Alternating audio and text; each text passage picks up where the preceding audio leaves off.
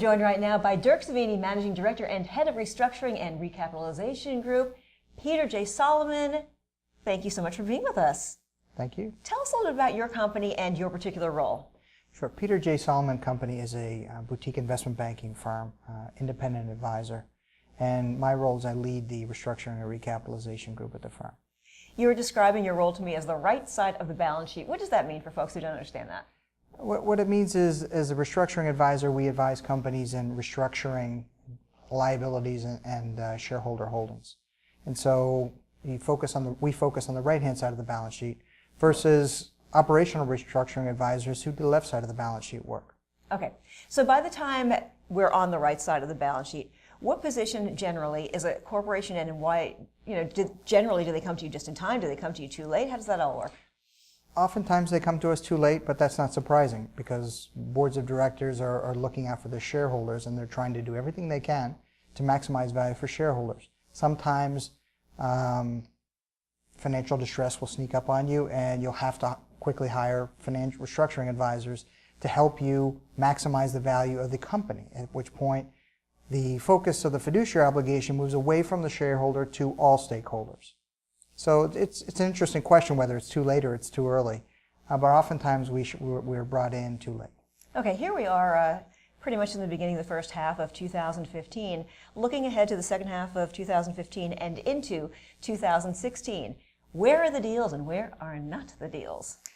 From a restructuring activity, and this is an advisory perspective, there's going to be a lot in oil and gas, and you've probably heard that all day. Of course. What's going on right now, for at least the first part of this year, it's more of an investment opportunity for distressed investors than it is an advisory opportunity for restructuring advisors like myself. That's not to say that my competitors and I aren't going after those situations, but from an activity perspective, you're going to see investment up front, you're going to see restructuring activity for those companies that discernibly need it in the second half of the year. And from a cultural perspective, how are your dealings different with your clients in the United States versus your global company versus your companies abroad? Do you see cultural differences in dealing with them? I don't. I mean, there's more of an accent in our overseas customers, but we all transact business in English, and so it's not a difficulty whatsoever. Okay, and let's talk a little bit about the leverage lending regulation and how that might be changing and how that's going to affect folks. Sure. The Fed and the OCC impose new regulations on federally insured lending institutions. These are the banks. And what they've essentially told them is that we want you to reduce the risk profile of the loans that you are creating and selling off. Those regulations came out in 2013. They really weren't abided per se in 2014. At the end of 2014, the Fed came out and rapped their knuckles and said, hey, we're really serious about this. And so when I talk to people on the origination side at these federally insured lenders, they tell us that we are abiding these strictures, and it's going to have an impact on our ability to participate in some of these leveraged transactions. So I anticipate that there will be less liquidity at the higher end of the leverage spectrum this year than there was in prior years.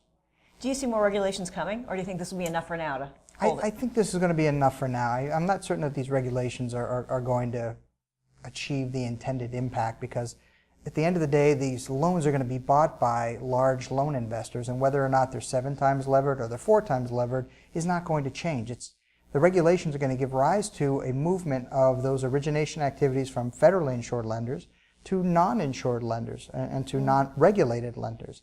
So you're really not moving the risk around. The systemic risk that exists in these, what I'd say, potentially impaired assets, they're going to be out there. And so I think over time there's going to be a realization, and perhaps they're going to back off a little bit on the regulations. Interesting insight, Durc. Thank you so much for joining us today here on the M&A Advisor. Good to see you.